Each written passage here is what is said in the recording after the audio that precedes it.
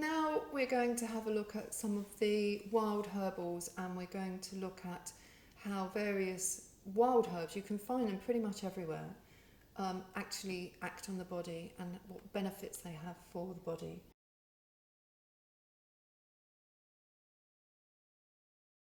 This is beautiful lemon balm, and as the name suggests, it's a balm. It really does. It stinks of lemon in a beautiful way, but it always makes me smile when I'm handling my herbs, because they're just so beautiful. They're such friends. They're all friends of us, really, and we just really have to know how to use them and how to really appreciate them. So lemon balm, the way I would take lemon balm, I probably would never dry it. I have dried it before, and it really has no flavour. It may have the benefits, although I've never really, to be fair, explored it. But the wild herb that grows, once you've got it in your garden, you've got it everywhere. This I take maybe like the top of that there, and I put it in some boiling water, and I steep it for maybe 5 or 10 minutes. And I just then make it into a tea. You can mix other things in with lemon balm, or any herb. You can take a sprig of mint. I've got some peppermint here. This is peppermint, so you can mix peppermint with it. But the quality of lemon balm or Melissa officinalis is to really soothe the mind and the body. So it's a very soothing plant, and it's the kind of thing I would drink. I do drink in the morning, always lemon balm, and I drink it late at night as well, just, maybe 10 o'clock at night. My last drink is usually a lemon balm, and that just helps soothe the body and calm it down, and those are the qualities of lemon balm.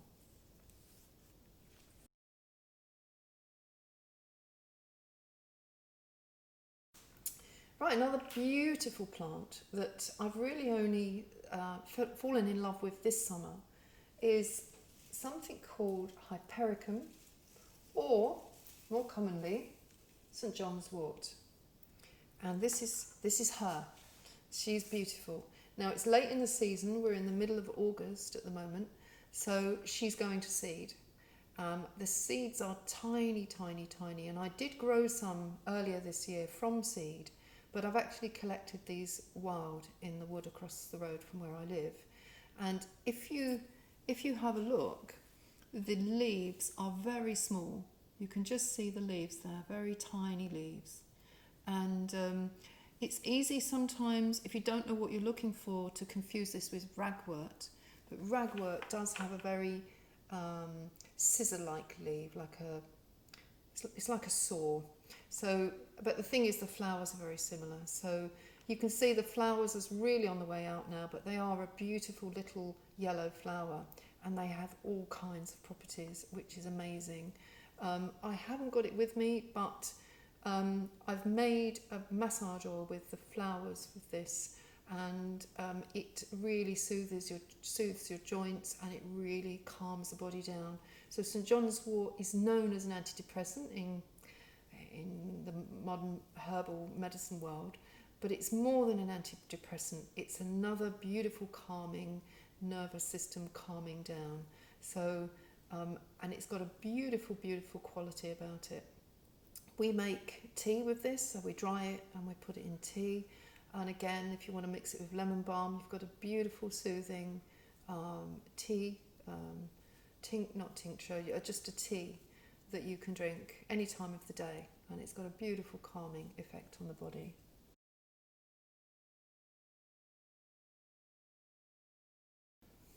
Okay, bay leaves. Now I've got some fresh ones here. These are in many people's gardens. They often have the trunk and then a big pom-pom like a lollipop on the top. And this I've actually just cut this morning from my bay leaf tree out the front of my house.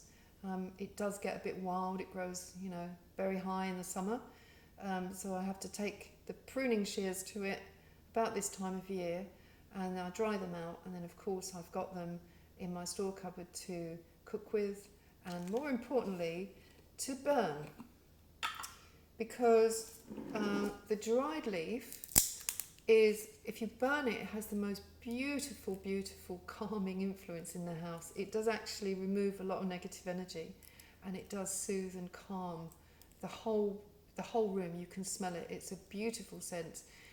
It does keep going out. You have to light it, and you keep lighting it because it's one of those leaves. It's very dry, obviously, but it's one of those leaves. It just doesn't burn easily, but you keep lighting it and you just waft it around the room, and you've got something that really calms you down. Now, the great thing about bay leaves is, if you really want to, you can tie them into, and I did in one of these, I can't remember which one now, you can tie them into sage sticks. These are smudge sticks, and you know, in antiquities, sage is known as a real detoxing, you know, smudging your house, gets rid of all bacteria, it gets rid of most viruses, it just absolutely cleans your home. So if you mix bay leaves in while they're damp, so you make these while these herbs are damp and they're fresh, and you bind them all together and you let them dry. You can see I've got a hook on this, and it's been hanging on my patio, drying out in the fresh air. And you can make them obviously all different sizes, which I have here, and the smudging with the bay leaf is a beautiful, beautiful calming, cleansing thing to put in your home.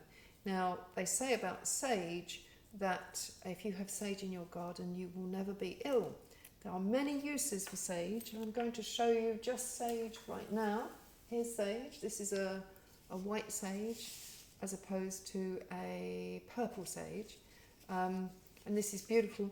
Obviously we put this in stuffings at Christmas. You can make a fantastic pasta sauces and good knows what, and the great thing about it is you get all those qualities of sage, the antibacterial, antiseptic as well.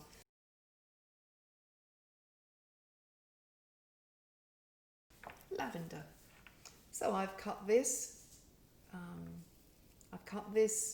earlier in the season, and I've bound it with a pretty purple piece of old shirt, and I've hung it on the patio and it's dry. You can see I've got my hook again, and it's now dry.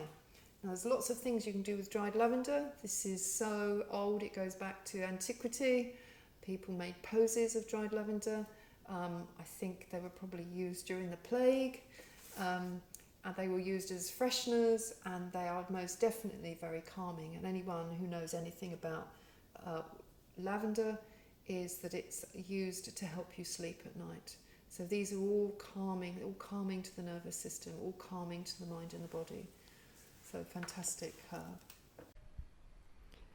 So my witchy friends, remember, I'm only sharing what I'm learning, and I'm not a qualified medical practitioner.